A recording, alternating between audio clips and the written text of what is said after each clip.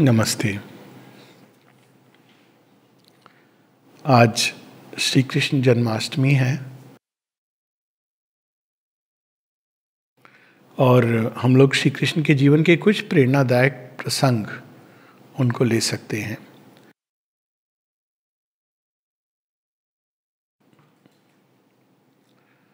कई बार इसकी बात हुई है कि श्री कृष्ण एक रिवॉल्यूशन है। इनफैक्ट जब भी अवतार आते हैं तो वो समय एक बहुत अपहीवल का समय होता है, बहुत उथल पुथल का समय होता है। यदि हम श्री राम को देखें, श्री कृष्ण को देखें और अब श्री अरविंद को देखें, तीनों काल खंड में, और वास्तव में अगर देखें तो वो इंक्रीजिंग ग्रेडेशन में है।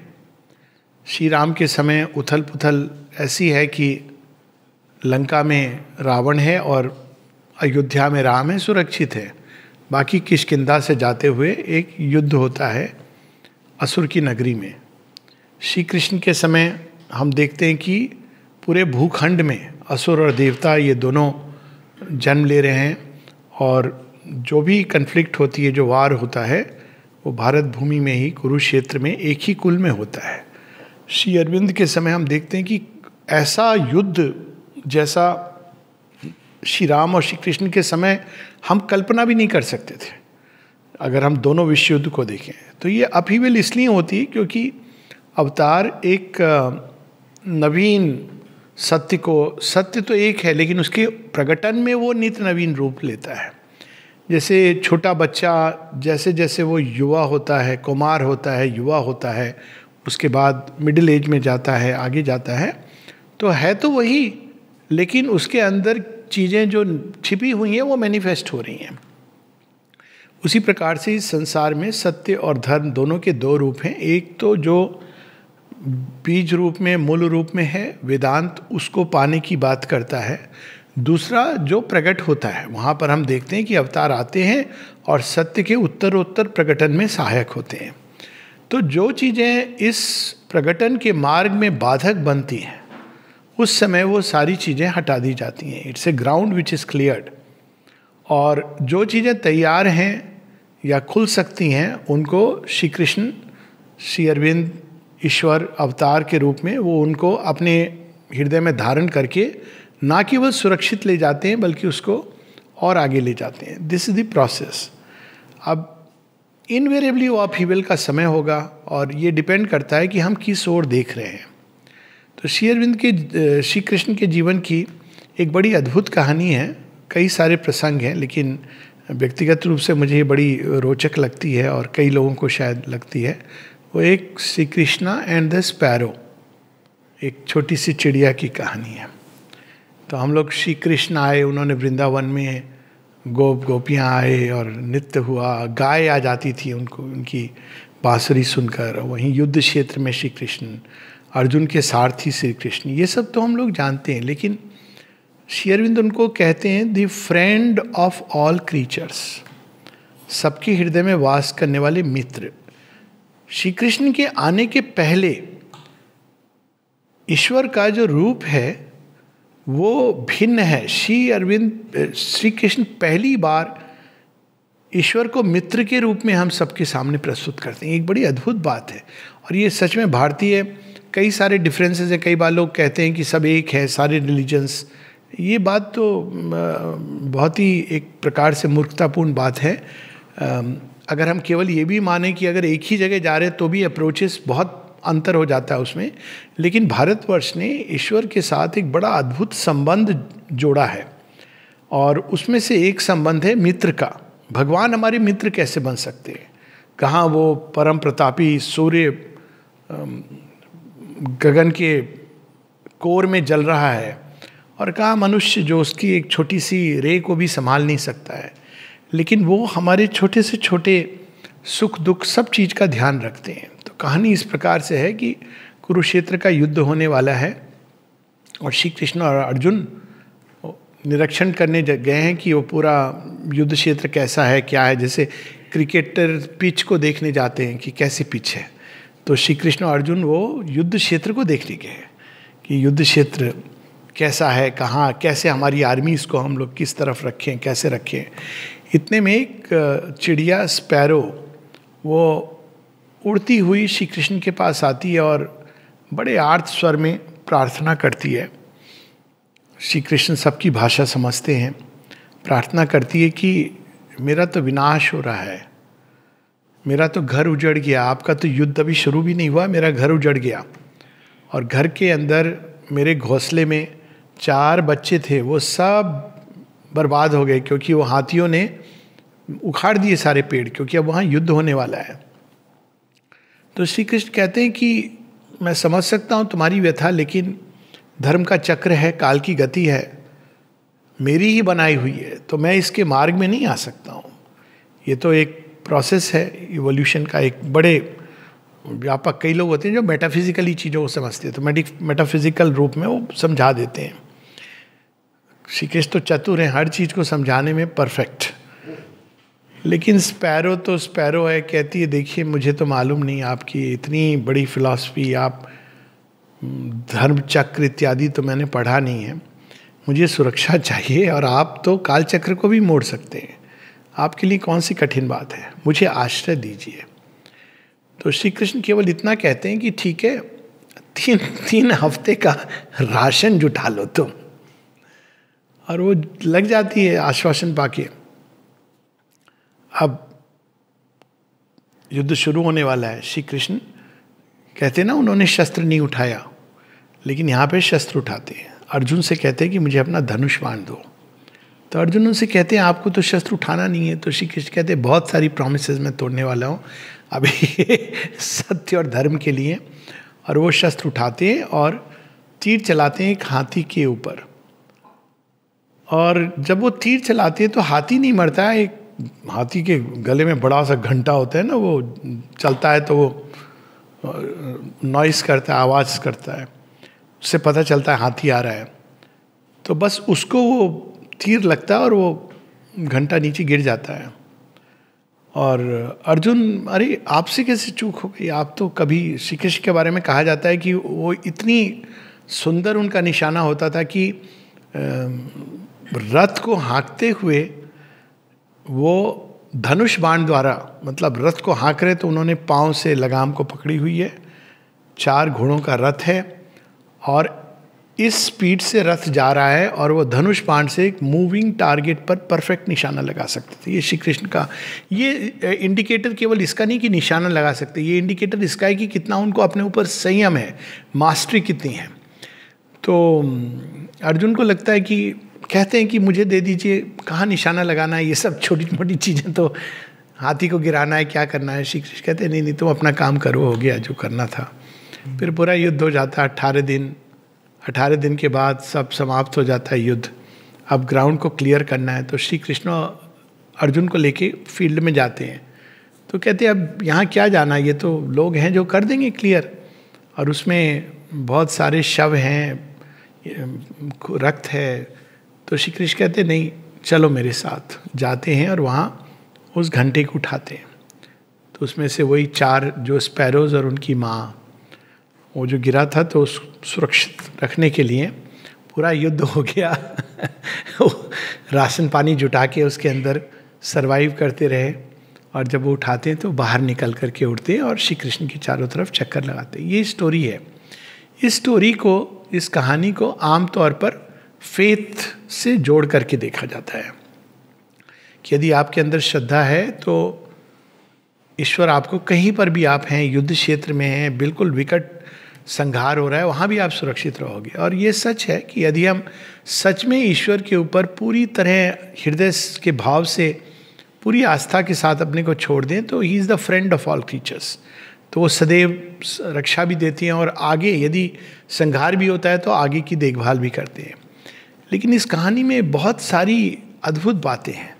अद्भुत बात यह है कि कौन है वहाँ पे स्पैरो, एक बिल्कुल ही ऐसा क्रीचर जिसको हम कह सकते हैं निम्न से निम्न।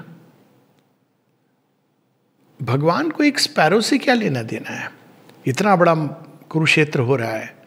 लेकिन यही अंतर होता है कि भगवान एक छोटे से छोटे जीव की भी पीड़ा को, उसकी प्रार्थना को सुनते हैं और प्रत्युत्तर देते हैं।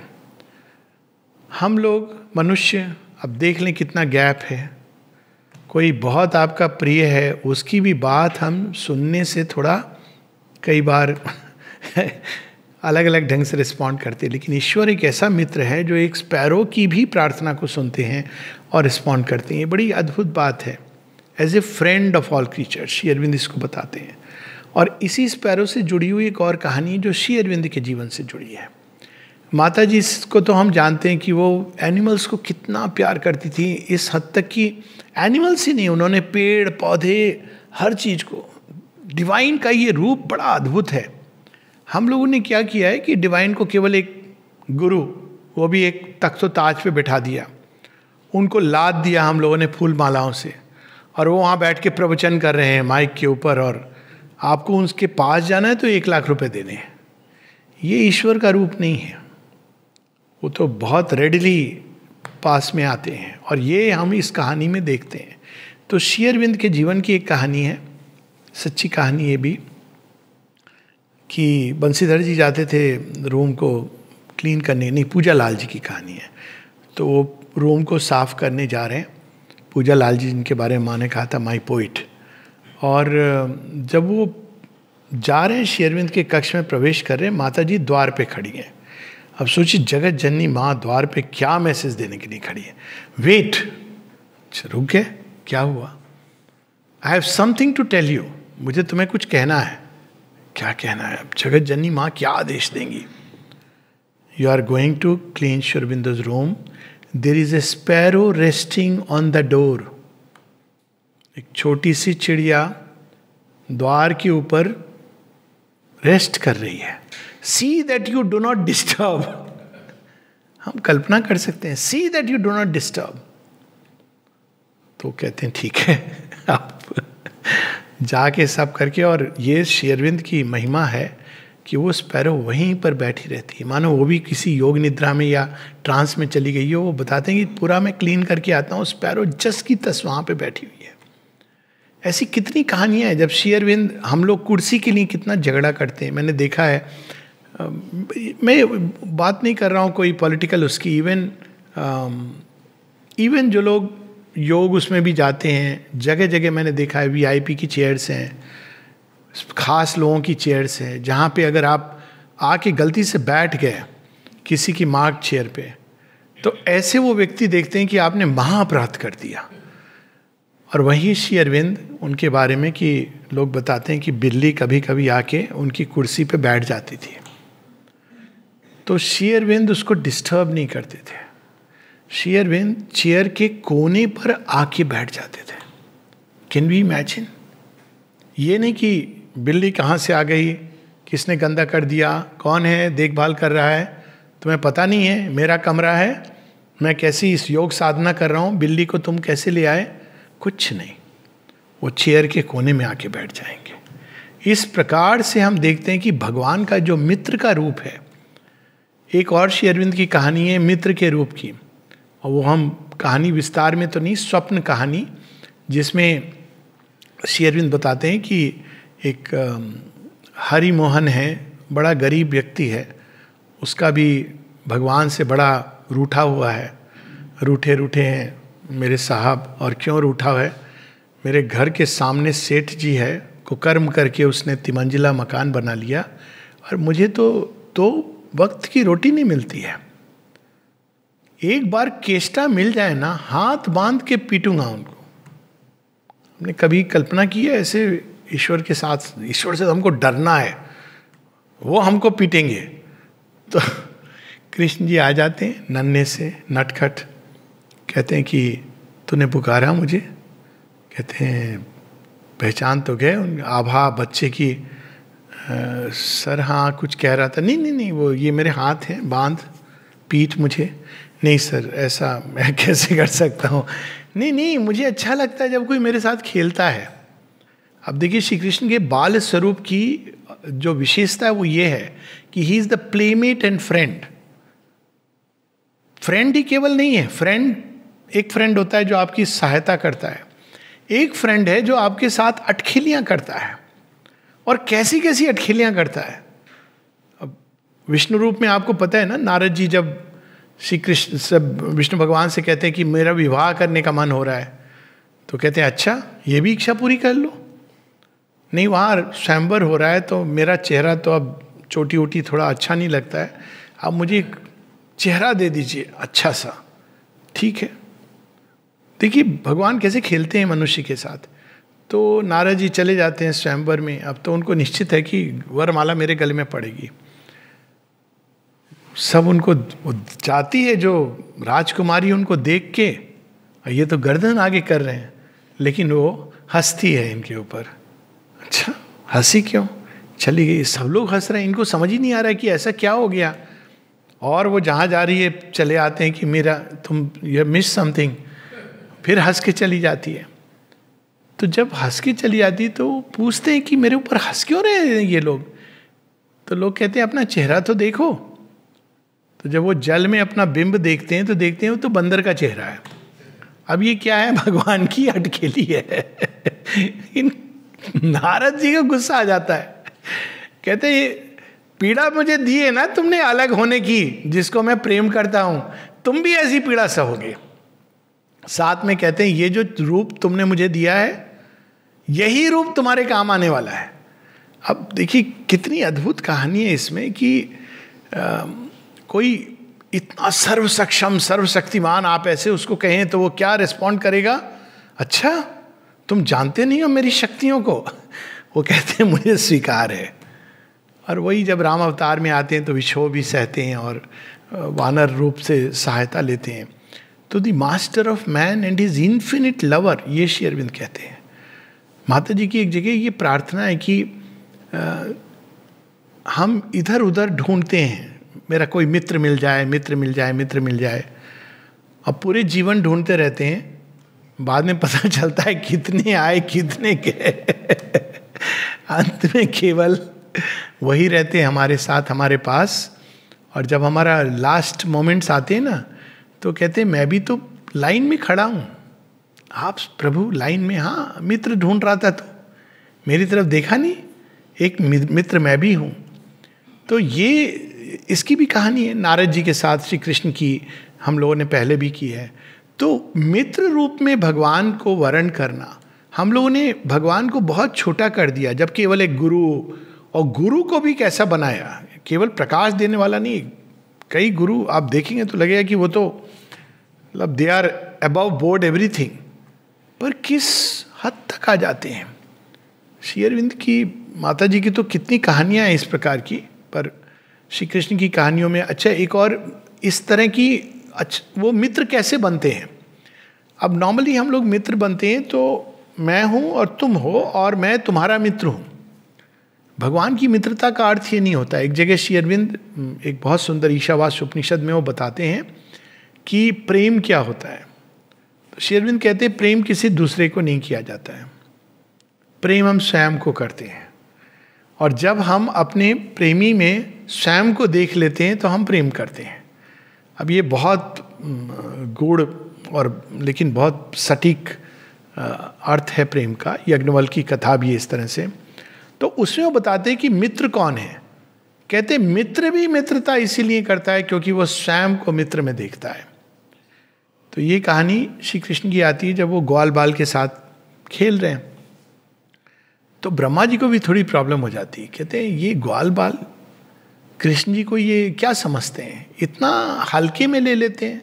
देखो मजाक कर रहे हैं। अगर आप पढ़ें एक्चुअल श्रीमद् भागवत पुराण जो ओरिजिनल जो वॉल्यूम्स हैं, इवन महाभारत, उसमें जो श्री कृष्ण लीला का की चर्चा है, आपको आश्चर्य होगा कि ये कैसे इस तरह से लोग भगवान के साथ रिस्पॉन्ड कर सकते हैं। अब हम लोग उनको एक पेडिस्टल पे बिठाते हैं, लेकिन they used to play with him, और वो भी उनके साथ प्ले करते हैं। आप सोचिए कि सुदामा पोट्री में रखे हुए हैं और कह रहे हैं झूठ की नहीं, मेरे पास तो कुछ नहीं है, क्योंकि उनको भी भूख लगी है। श्री कृष्ण कह रहे हैं सुदामा भूख लगी है, कुछ है खिलाने को? नहीं, कुछ नहीं है मेरे पास। तो जब वो खेल खेल रहे हैं तो ब्रह्मा जी को लगता है ये जानते नहीं है कौन है ये पार ब्रह्म परमेश्वर जिन्होंने रूप धरा हुआ है, इनको मैं सबक सिखाऊंगा गॉड्स का ये। तो क्या करते हैं, सब ग्वाल बाल को गायब कर दे, छिपा देते हैं कि अब तुम ढूंढो कृष्ण को। उनको छिपा देते हैं और उनको श्री कृष्ण पर भी डाउट हो जाता है कि ये सच में है वही। ऐसे कोई डिवाइन बीइंग कैसे कर सकता है, इतना विनम्र कैसे हो सकता है। माता जी एक जगह बताती हैं, 2 things you must never forget. कहती है Shri Aurobindo is the perfect example of humility. करुणा का तो है ही है, लेकिन परफेक्ट एग्जाम्पल ऑफ ह्यूमिलिटी। कभी कोई अपने को असर्ट करना, फोर्स करना, ये काम मेरे लिए करो, कभी भी नहीं। तो वहाँ पे श्री कृष्ण सबको छिपा देते हैं, कहते हैं देखें इधर ये मिलेंगे नहीं श्री कृष्ण से। और श्री कृष्ण अभी पता चल जाएगा, दूध का दूध पानी का पानी। भला कोई डिवाइन बीइंग इस तरह सबके साथ खेलता है? हम लोगों को ये डाउट नहीं होता है, क्योंकि माता जी टेनिस भी खेलती थी, थिएटर भी जाती थी, सब चीज़ में एक एकदम नया रूप है। लेकिन जनरली लोगों को ये आश्चर्य होता है। तो देवताओं को भी अजीब लगा कि ये कैसे हो सकता है। तो छिपा उपा के अपना जो भी उनको 1 सेकंड या 1 मुहूर्त लगा, आते हैं वापस, देखें क्या प्रतिक्रिया होती है श्री कृष्ण की। देखते हैं सारे ग्वाल बाल वहाँ पर मौजूद हैं। कहते हैं ये कैसे हो सकता है? फिर जाते हैं, देखते हैं नहीं, मैंने जो छुपाए थे वो तो वहीं पर हैं। फिर इधर देखते हैं तो सबको, गाय ग्वाल बाल सबको लेकर के चले जाते हैं और घर में सब सुखी हैं। तो कहते हैं ये हो कैसे सकता है? तो स्टोरी एंड बड़े ब्यूटीफुल ढंग से होती है कि ब्रह्मा जी ये सब देख के जो कन्फ्यूजन हो जाता है, तो कहते हैं कि ठीक है, मैं आराम से सोचूंगा इसके बारे में कि ये हुआ क्या। और जब वो अपने ब्रह्मलोक जाते हैं, देखते हैं वहाँ पर एक ब्रह्मा जी भी बैठे हुए हैं। सो इज कंप्लीटली, अंग्रेजी में शब्द है फ्लेबरकास्टेड, कि ये कहाँ से, ये हुआ क्या। तो कहानी का मूल ये है कि ये सब कुछ उन्हीं का प्रसारण है। This creation is nothing but the creator extending himself into creation. वही ये सब बन गए हैं। जब हम ये चीज़ जान लेते हैं तो भगवान के साथ हमारा संबंध बदल जाता है। लेकिन जब हम ये समझते हैं कि ईश्वर अलग हैं और हम अलग हैं, तो ये संबंध दूसरे प्रकार का होता है। तो ग्वाल बाल ये चीज़ समझ गए थे, क्योंकि वो उन्हीं के तेजों में अंश थे, और भगवान की तरफ से हम सदैव उनके अंश हैं। जब योग की बात की जाती है, सेपरेशन अलग, माँ कहती है there is no real separation, हो ही नहीं सकता है। क्योंकि यदि ईश्वर से हम सेपरेट हो जाएंगे तो पूरी सृष्टि कोलैप्स हो जाएगी। तो फिर ये सेपरेशन क्या है, वो हमें लगता है। जैसे अंगुली को नहीं मालूम है कि मैं पूरे उस व्यक्ति को बिलोंग करती हूँ, लेकिन वो व्यक्ति जानता है कि ये अंगुली मेरी है, लेकिन अंगुली को नहीं मालूम है। तो उसी प्रकार से ये जो सेपरेशन हम कहते हैं, जिसके लिए योग किया जाता है, योग क्या है, वो वेल को हटाने के लिए, जिससे हम जान सकें कि सेपरेशन नहीं है, था ही नहीं कभी। ये एक प्रकार का ये वेल, जिसके कारण हमें ये प्रतीत हो रहा था कि हम अलग हैं।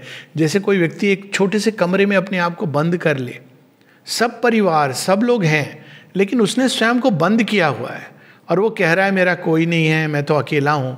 और लोग बाहर से ठक ठक कर रहे हैं कि नहीं, तो अकेला नहीं है, हम सब तेरे साथ हैं। नहीं नहीं, मैं तो अकेला हूँ।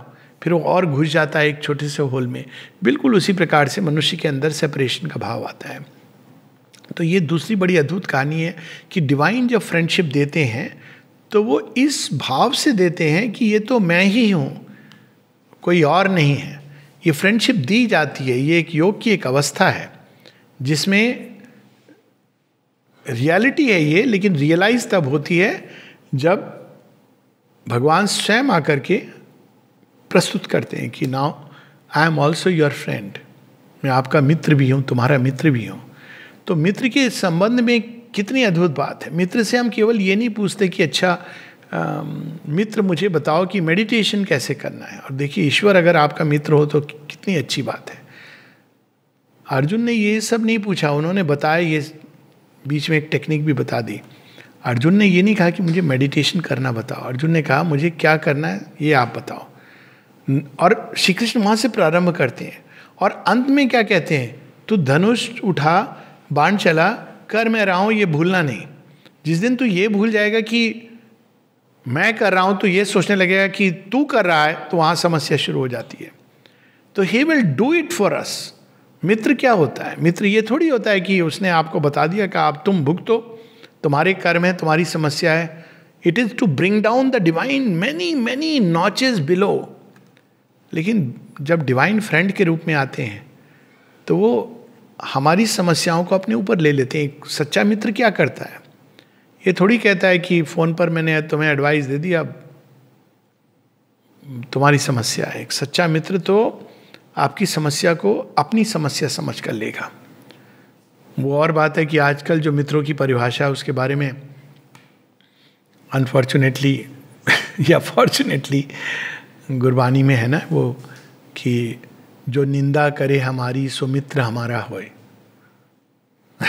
पाप उठाए, मतलब हमारे पाप की गठरी वो उठा लेता है हमारी निंदा करके। लेकिन सच्चा मित्र जो होता है वो यही होता है कि हमें केवल बताता नहीं है, अपनी हमारी समस्या को अपने ऊपर लेता है। ये श्री अरविंद की लाइफ में ये कहानी आती है, जब बड़ौदा महाराजा के साथ वो महाराजा अधिराज हैं भगवान, लेकिन उनकी मित्रता का क्या अर्थ होता है। जब वो बड़ौदा महाराज के साथ जा रहे हैं और एक बूढ़ी के माथे से गठरी गिर जाती है और बूढ़ी उसको बीनने लगती है, और महाराजा जाते हैं उसकी गठरी को बीन देते हैं, एक जोड़ देते हैं, बांध के वापस उसको चढ़ा करके कहते हैं उसके सिर पर, ठीक है माई आगे चलो। तो बड़ी अपनी प्रशंसा होगी, देख रहे हैं श्री अरविंद को कि मैंने बहुत अच्छा काम किया ना। और श्री अरविंद कहते हैं हाँ यही तो हम लोग आज तक करते आए हैं, गठरी उठा के पाप की मनुष्य के सिर पर वापस डाल देते हैं। लेकिन अब तो ऐसा समय है जब हमें स्वयं डिवाइन क्या करते हैं उसको अपने ऊपर लेते हैं। माता जी कहती हैं the grace can completely anal Karma, पूरी तरह से कर्म की पूरी श्रृंखला को, लेकिन वो एक संबंध जोड़ने की चीज होती है। तो जब डिवाइन हमारे मित्र होते हैं तो कितनी सारी चीज़ें जीवन में बदल जाती हैं। पहली चीज़ जो बदलती है वो है कि लोनलीनेस कभी नहीं फील होती है। एक बड़ी इंटरेस्टिंग बात गीता में भी है और माता जी इस बात की पुष्टि करती हैं पूरी तरह कि जब तुम बिल्कुल अपने आप को अकेला महसूस करते हो, when you feel yourself very lonely, वास्तव में क्या कर रहे हैं, भगवान का खेल क्या चल रहा है। कुछ लोग बड़ी इससे परेशान होते हैं, इसको देखो उसका भी मित्र है, इसको देखो इसके घर में, मैं इतना अकेला क्यों हूँ। भगवान कह रहे देख मैं अपनी मित्रता देना चाह रहा हूँ, तैयार है। जब हम सबसे अधिक लोनली होते हैं तब हम ईश्वर के सबसे करीब होते हैं, क्योंकि कोई अपीयरेंसेस नहीं है हमारे पास हमें भटकाने के लिए। ये रियल एक्सपीरियंस है। और एक बार वो लोनलीनेस भगवान के टच से भर जाती है तो सच ये है कि किसी की आवश्यकता नहीं होती है। सारा संसार आपके पास है, बहुत सुंदर है, चला गया तो और भी सुंदर सुंदर है क्योंकि आपको समय मिल रहा है अपने बिलवेड के साथ, अपने मित्र के साथ, परम मित्र के साथ समय बिताने का। अगर हम मित्रवत भगवान के साथ संबंध जोड़ें तो हम कैसे संबंध जोड़ेंगे, क्या हमारी डेली कार्यकलाप होगा। सुबह उठ के हम लोग व्हाट्सएप मैसेज देते हैं ना मित्रों को, मेरी सजेशन है एक बना लीजिए मदर या email is simple medium, I prefer that, I use it like that, जिसमें आप केवल डिवाइन मदर को अपनी सुबह सुबह मित्र के रूप में, माँ मैं ऐसा हूँ, कैसा हूँ, वैसा हूँ, जैसा हूँ तेरा हूँ आगे आप देख लेना। It's like dealing with the divinest friend. चलते चलते जब ध्यान आए you are there no with me. तो जैसा हम संबंध जोड़ते हैं फेथ का, वैसा संबंध भगवान हमारे साथ जोड़ते हैं। As man approach to him in whatsoever faith so he receives them. और यदि हम भगवान के साथ ऐसा संबंध जोड़ते हैं कि पाप किया है ना, पनिश करेंगे। श्री अरविंद कहते हैं the divine does not punish anybody. बहुत बोल्ड स्टेटमेंट है। The divine master does not punish anybody. This directly his writing synthesis of योग में कहते हैं मनुष्य भय से अप्रोच करता है, लेकिन ये सबसे निम्न तरह का रिलेशन है भगवान के साथ। पनिश करेंगे, अब हम बार बार भगवान पनिश करेंगे, तो अगर हमें प्यार से हमारे पास आएंगे तो हमको विश्वास ही नहीं होगा कि वो भगवान है। तो कहते हैं अच्छा तुझे यही विश्वास, मैं पनिश करूं तो तू मानेगा, ठीक है मैं थोड़ा हल्का फुल्का एक पनिशमेंट, तो ऐसे ही भगवान को मानता है। तो जिस प्रकार का हमारा फेथ होगा वैसे डिवाइन हमारे साथ डील करते हैं। अब अगेन इसमें देखिए अर्जुन के साथ श्री कृष्ण का कैसा संबंध है, एक मित्र का संबंध है। और इस तरह का संबंध है मित्र का कि उनको स्वयं नहीं पता चलता है कि ये कौन है। जब गीता में महाभारत के समय उनका दर्शन होता है तब वो कहते हैं, अरे मैं कैसा मूर्ख था, आपके साथ मैंने क्या क्या नहीं किया, आपके गले में हाथ डाल करके घुमा हूँ, ना जाने क्या क्या बातें की है, कहाँ कहाँ आप मुझे ले गए, मैं तो जानता नहीं था कि आप ये हैं। भगवान कभी भी ऑस्टेंटेशियस शो ऑफ इसमें नहीं विश्वास करते हैं। श्री अरविंद के जीवन में भी सेम चीज हम देखते हैं। एक थे चारुचंद्र दत्त, कृष्ण भक्त थे और रिवॉल्यूशनरी टाइम में श्री अरविंद के साथ थे। तो जब वो श्री अरविंद को सब कहते थे चीफ, मतलब वो रिवॉल्यूशन के चीफ हैं, चीफ कहते थे, और बड़े अच्छे से वो कहते सबके साथ वो बैठ के कार्ड भी खेल रहे हैं, वो ताश खेल रहे हैं चारों लोग एक जगह। एक बार श्री अरविंद को भी कहते नहीं मुझे मत खिलवाओ, हार जाओगे तुम लोग। ऐसी उनकी तीक्ष्ण कंसंट्रेशन और बहुत सारी चीज़ें होंगी।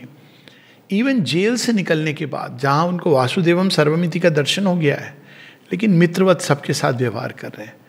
तो जब वो आ जाते हैं श्री अरविंद, तो इन सबको बहुत बुरा लगा कि हमारे चीफ हमको छोड़ के चले गए। उनको पता नहीं था कि वो तो और बड़ा महासंग्राम जो पूरे एक नवजीवन का है उस फील्ड में जा रहे हैं, for a much greater mightier revolution.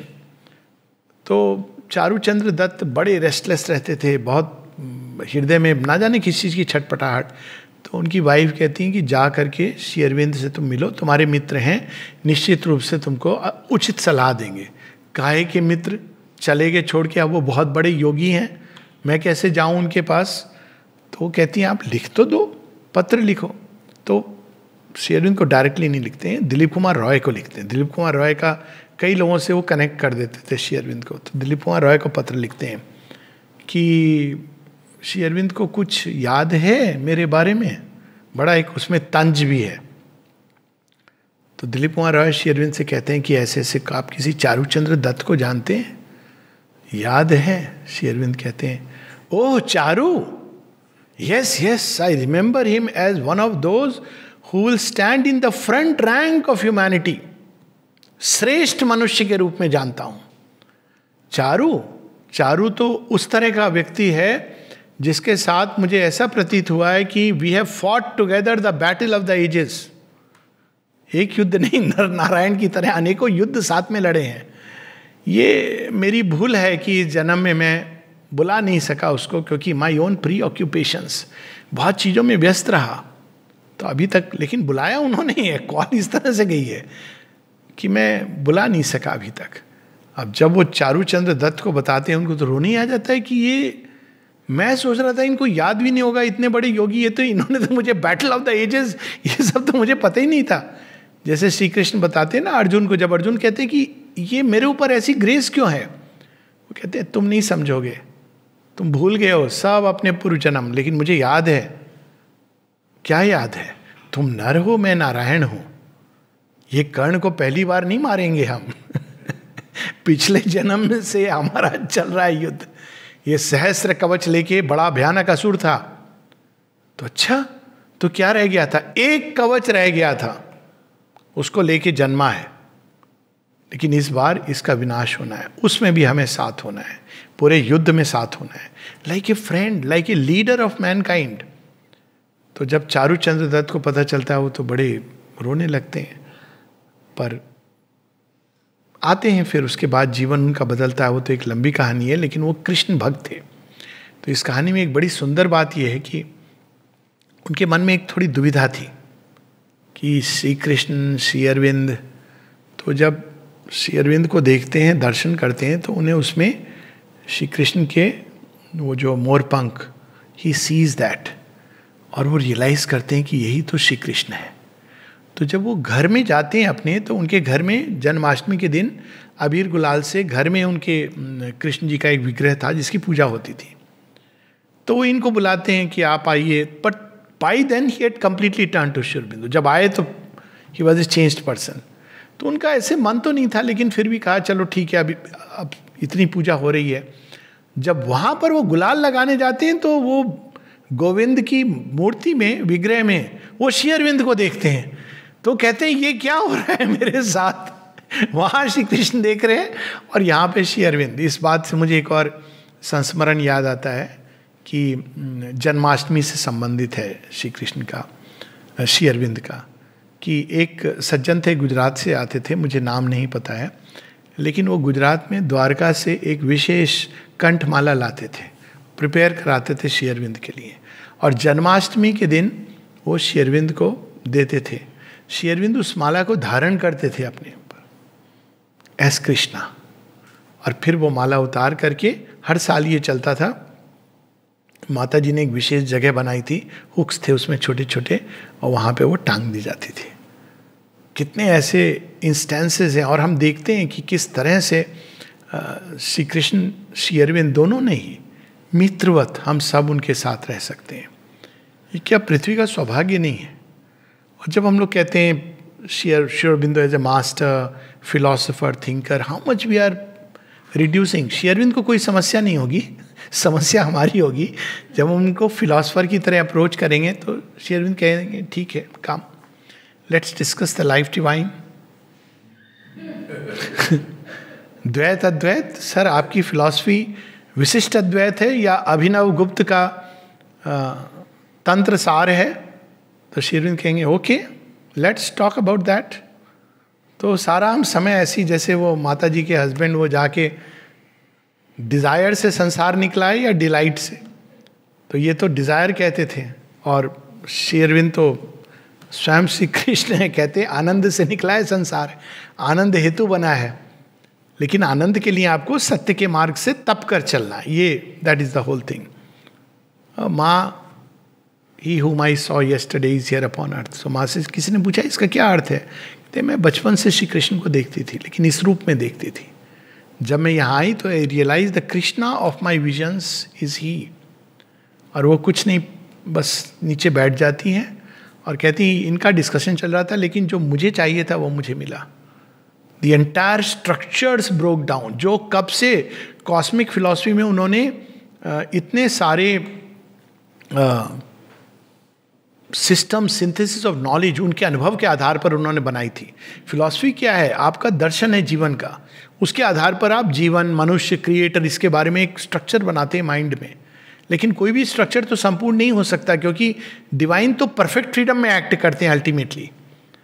तो philosophy is an attempt to reduce the divine. जो अनंत हैं, जो पूर्ण स्वतंत्र हैं, उनको हम एक मानसिक नियम में बांधते हैं, और भगवान तो नियम को तोड़ने में एक्सपर्ट हैं।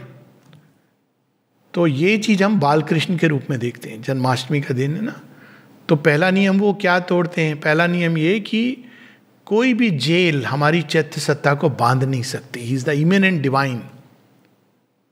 और जेल कौन सी है? ईगो की जेल। अंत तो होना ही है। No prison can hold him for long.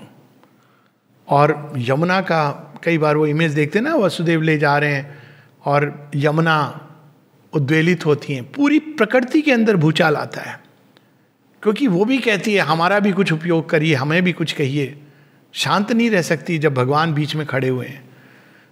और फिर हम देखते हैं कि as a child, baby Krishna, जिनकी कहानियाँ होती हैं, जितने भी आप नियम, मानसिक नियम थे, Shri Krishna broke all of them. और सबके पीछे एक ब्यूटीफुल सिंबल है, अनेकों कहानियाँ हैं। चाहे वो गोपियों का वस्त्र हरण हो। वस्त्र हरण क्या है? वो वस्त्र हरण है कि आप भगवान को जैसे हैं वैसे आइए। Don't just come wearing A robe of virtue. हम तो बहुत अच्छे हैं। लाइन है, एक है जहाँ वर्चुअस लोग जा रहे हैं, एक है जिधर पाप कर्मी वाले लोग जा रहे हैं। भगवान तो कहते हैं वर्चुअस का मैं क्या करूँगा, ये तो हैं ही अच्छे, मुझे ये चाहिए। तो ये इस प्रकार से उनके सामने हम जैसे हैं उस अवस्था में, और यदि हम उनसे प्रेम करते हैं तो एक दिन वो हमारे वस्त्र छीन लेंगे। वस्त्र हरण भी करते हैं। तो हम उस समय कहेंगे प्रभु क्या कर रहे हो? कहते हैं हाँ मैं लाज रखता हूँ, लेकिन जहाँ रखनी चाहिए, जहाँ तुझे निर्लज्जता से तेरी नग्नता का आभास होगा मेरे सामने, वो भी मैं ही कराता हूँ। देखिए दो इंसिडेंट्स कितने डिफरेंट हैं। एक और श्री कृष्ण वस्त्र हरण कर रहे हैं गोपियों का, वही श्री कृष्ण संसार के सामने द्रौपदी की लाज रख रहे हैं। What a beauty there is, such a contrast of these stories. वही दोनों चीज, तो भगवान को हम किसी एक कर्म से नहीं बांध सकते, क्योंकि उस कर्म के पीछे उनका प्रयोजन, वही वो वृक्षों को मुक्ति दे रहे हैं जब जा रहे हैं। सारे नियम थे कि ये इतना इतना आपने मक्खन, उसके बाद कहाँ कहाँ जाएगा, कंस के पास 80% इनकम टैक्स के रूप में जाएगा। पहला सोशलिस्ट उदाहरण तो श्री राम जी का है। डिवाइन सोशलिज्म हमेशा रहा है भारतवर्ष में, और श्री कृष्ण भी यही कहते हैं कि नहीं, ये तुम सोचते तुम्हारा मक्खन है, गाय तुम्हारी है, गाय के अंदर दुग्ध की जो क्षमता है किसने दी है? मैंने ही दी है। तो मेरी मर्जी, मैं मक्खन जिसका चाहे जहाँ से लूँ, जिसको दूँ। और वो तोड़ करके, अब वैसे तो दही हंडी फेस्टिवल करते हैं, there is no point in doing a festival यदि हम उस भाव से नहीं जीवन जीते हैं। ये एक केवल एक नॉटीनेस नहीं है कि वो ऊपर जा करके, वो बचपन में ही वो ये मानसिकता को तोड़ रहे हैं कि ये मेरा है। और यहाँ तक कि वो कुरुक्षेत्र में भी जाकर के कोई नियम, जब उनसे कहा जाता है कि कई बार लोग एक्यूज करते हैं कि श्री कृष्ण ने ये नियम तोड़ा, वो नियम तोड़ा, ये और बात है कि उन्होंने नियम नहीं तोड़ा, और इसकी बहुत विस्तार से चर्चा हो चुकी है। लेकिन मूल चीज़ ये है कि नियम किस लिए होते हैं सृष्टि में? नियम होते हैं ताकि संसार धर्म के साथ चले। नियम फॉर द सेक ऑफ नियम। कई बार लोग ये कहते हैं कि ये ईश्वर बड़ा असमान व्यवहार कर रहा है, क्योंकि हमारी समानता का मतलब होता है मृत्यु की समानता, वो सबको आके मार डालेगी। लेकिन ईश्वर ऐसा कैसे कर सकते हैं? वो एक मैकेनिकल रोबो नहीं है। जैसी हमारी भावना होती है, जैसा संबंध होता है, वैसा वो हमारे साथ व्यवहार करते हैं। वही ईश्वर जो कुरुक्षेत्र के मैदान में लाखों ऐसे वीर, भीष्म, द्रोण, सबको भूमि चटा देते हैं रक्त रंजित, वही श्री कृष्ण एक छोटी सी स्पैरो को बचाते हैं। तो जिस प्रकार से हम उनके साथ संबंध जोड़ें, वो किसी एक नियम में नहीं बंधे हैं। हमारी जो मानसिकता है वो नियम बनाते हैं, जब तक नियम धर्म का पालन हो रहा है उन नियमों से, बहुत सुंदर बात है। लेकिन जब वही नियम धर्म के मार्ग में आ जाते हैं, आखिर कौरव कर क्या रहे थे? वो ऐसा नहीं कि वो नियम नहीं, वो नियम के आधार पर, नियम क्या कह रहे थे कि हम धृतराष्ट्र, मैं तो धृतराष्ट्र का बेटा हूं, तो logically the throne should go to me. लेकिन वो ह्यूमन लॉजिक है। श्री कृष्ण जो हृदय का भाव जानते हैं, वो जान रहे थे कि बात यहाँ थ्रोन की नहीं है, बात यहाँ आर्यवर्त की है, बात यहाँ धर्म की है। इसलिए किसी भी तरह से जिनका विनाश होना था। That is the master of man and is infinite lover. हम लोग इस एफोरिज्म के साथ, बहुत सुंदर एफोरिज्म है श्री अरविंद की, the divine friend of all creatures, सबके मित्र हैं वो। The divine friend of all creatures conceals his friendliness in the mask of an enemy. शत्रु के रूप में भी आते हैं। रावण उन्हीं का पार्षद है, शिशुपाल कंस भी उन्हीं के पार्षद हैं, लेकिन शत्रु के रूप में आ रहे हैं। Till he has made us ready for the highest heavens. Then as in Kurukshetra the terrible form of the master of strife, suffering and destruction is withdrawn, and the sweet face, the tenderness, the oft clashed body of Krishna shine out on the shaken soul and purified eyes of his eternal comrade and playmate. Literally जिसको हम कहते हैं ना जन्म जन्म के साथी, जो हम सब ढूंढते हैं, कोई मेरा जन्म जन्म का साथी ये हमारे जन्म जन्म के साथी, लेकिन थोड़े ये छिपा के रखते हैं अपने आप को, ये प्रॉब्लम है उनकी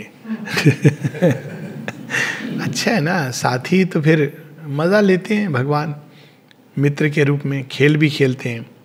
God is our wise and perfect friend. भगवान हमारे मित्र हैं। क्यों? He knows when to smite as well as when to fondle. जब आवश्यकता पड़ती है झकझोड़ भी देते हैं। अर्जुन को कहां तक ले गए थे? जब वो चिता पर बैठने वाला है, जब जयद्रथ को मारने का संकल्प लिया था ना, till that point he drives him. Arjun कहते हैं ठीक है, जैसी आपकी मर्जी, गीता का ज्ञान आपने दिया है, अब मुझे समता के साथ बैठना ही है, जब वो अपने ही फ्यूनरल पायर पर बैठने वाला है। और तब भी श्री कृष्ण बता नहीं रहे हैं, कहते हैं अर्जुन बाय द वे तू धनुष्पान छोड़ दिया है तूने अपना, उसका क्या करूँगा मैं, तो अब मृत्यु को नहीं, क्षत्रिय को ये मृत्यु शोभा नहीं देती है। If you read that episode, I think they missed it out in the serial, but if you read this episode it is so fascinating कि Shri Krishna till the last moment doesn't reveal. वो कहते हैं नहीं क्षत्रिय ऐसे थोड़ी जाते हैं अग्नि में, तो धनुष्पान लेके जा। मतलब किस कोई देखेगा तो लगेगा मेरा मजाक उड़ा रहे हो भगवान, ऑलरेडी जा रहा हूँ, आप कुछ कर नहीं सकते, कम से कम मेरा मजाक तो नहीं उड़ाओ। लेकिन अर्जुन तो अर्जुन है, मित्र है, ट्रस्ट करता है, कहता है ठीक है लाओ धनुष्पान भी दे दो। उसके बाद कहते अब तो तीर चला, कैसे देख सूरज आ गया है।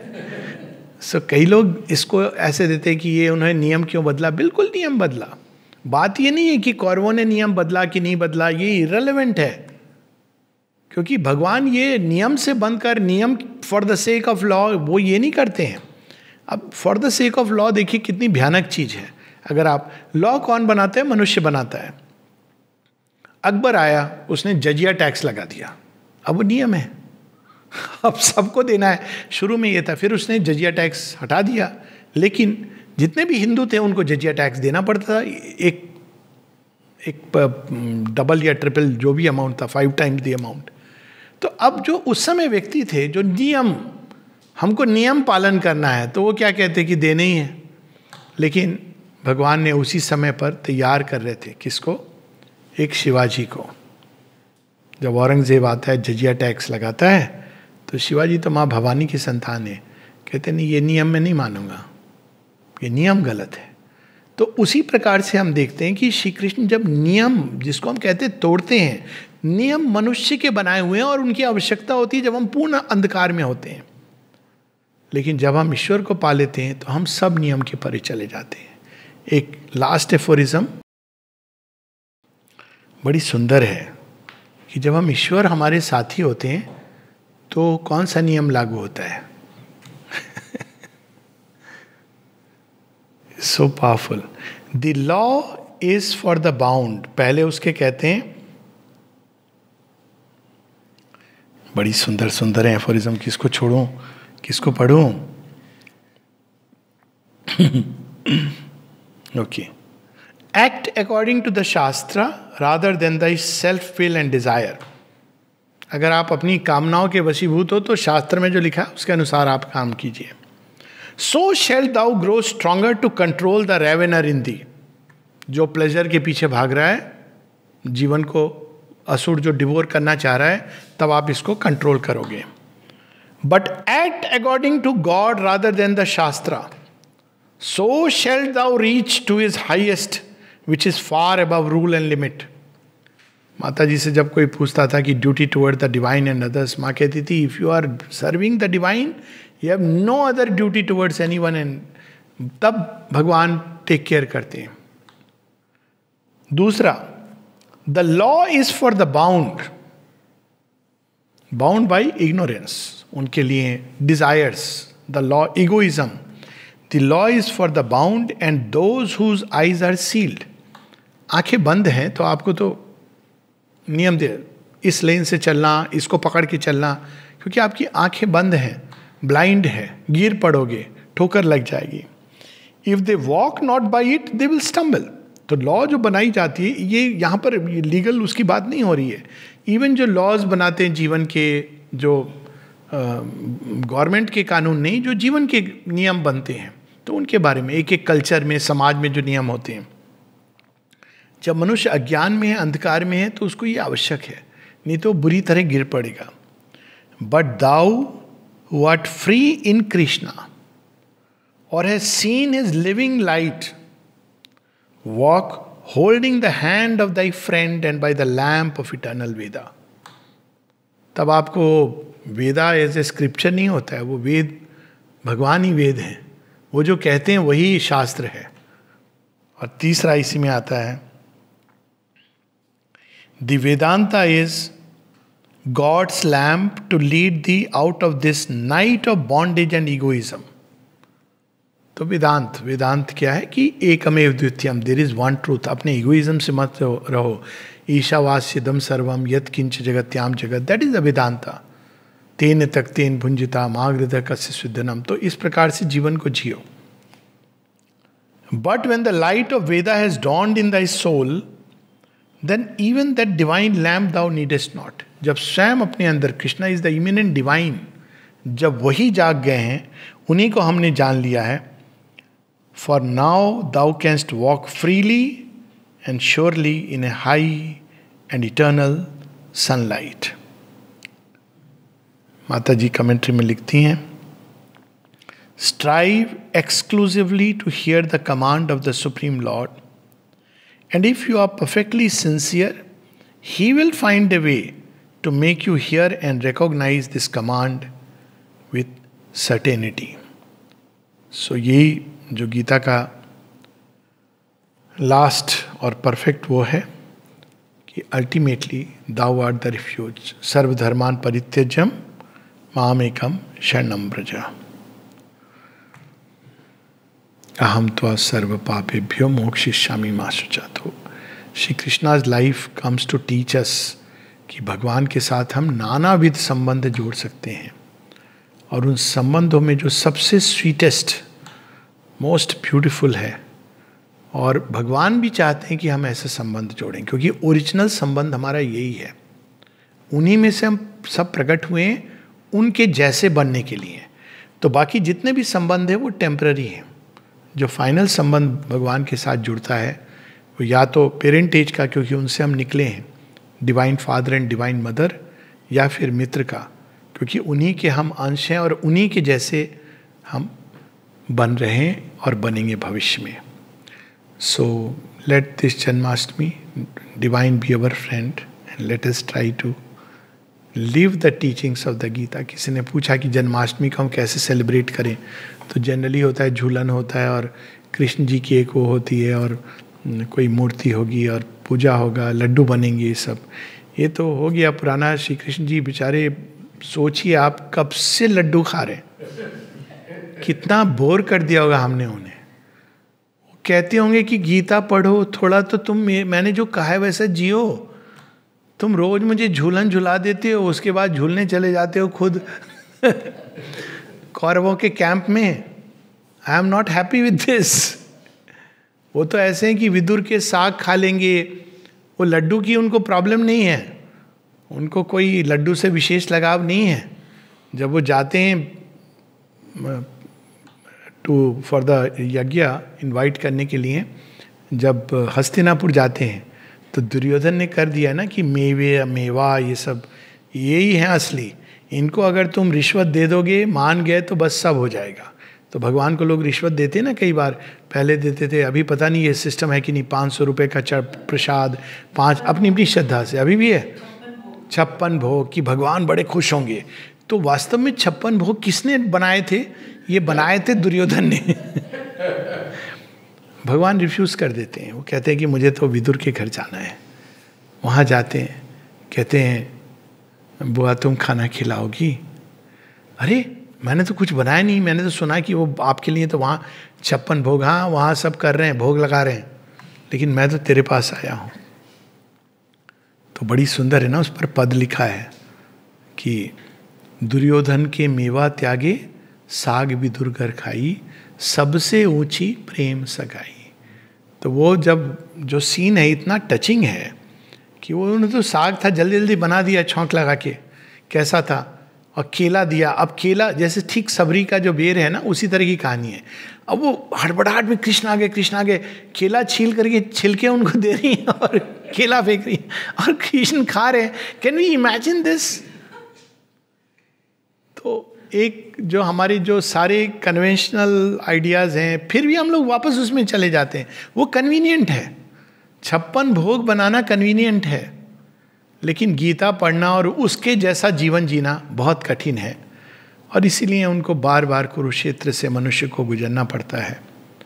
लेकिन लेट अस होप कि आने वाले कल में और एक कुरुक्षेत्र नहीं होगा, और हम सब श्री कृष्ण की बांसुरी को सुनकर सच में भाव विवल होकर सब कुछ उनको सौंप कर, त्याग कर यमुना के किनारे प्रकृति के ऊपर नृत्य करेंगे उनके साथ. ही इज द इटर्नल डांसर, और वो हमें डांस और डांस के रैप्चर के लिए इनवाइट करते हैं.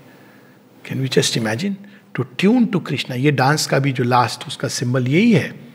वो डांस क्या है? हम जीवन में किसके किसके ट्यून को डांस करते हैं. बचपन में जब छोटे होते हैं माता पिता के ट्यून को डांस करते हैं. अब वो तो चला गया, अब बच्चों ने उससे मुक्त हो गए. कोई बच्चा आजकल माता पिता के ट्यून से डांस नहीं करता. फिर शिक्षकों की ट्यून से अब उससे भी मुक्त हो गए हैं बच्चे. फिर उसके बाद जब आते हैं तो हस्बैंड वाइफ जो भी फ्रेंड लवर बिलवेड, थोड़े समय तक वो चलता है. फिर बहुत जल्दी कहते हैं तुम अपने रास्ते मैं अपने रास्ते. ये भगवान का है, सारी मिस्चिफ उनकी है. हाँ, don't blame it on anybody. ये भगवान का तरीका है, मुक्त कर रहे हैं हम लोगों को सब चीज़ों से. फिर थोड़ा जब बच्चे होते हैं तो बच्चों के हिसाब से चलना पड़ता है आपको. You dance to the tune of the child, या फिर समाज के हिसाब से आप डांस करते हो. तो what is that eternal Raas कि if you dance to the tune of the lord, भगवान के रिद्म के साथ अगर हमारी रिद्म जुड़ जाए तो बस फिर आनंद है. और वही बहुत सरल उसका उपाय है. अक्सर लोग प्राणायाम के बारे में बहुत सारी बातें होती हैं, ऐसे करो वैसे करो वैसे करो. ओरिजिनल प्राणायाम जो गोपियों का है कि प्राण को ईश्वर को दे देना. तो रिद्म हमारे प्राण की एक्चुअली ये बड़ी पावरफुल चीज़ है. Even as a practice, even for a brief while it is too powerful कि हम अपनी ब्रेथ के साथ भगवान के नाम को स्मरण करें.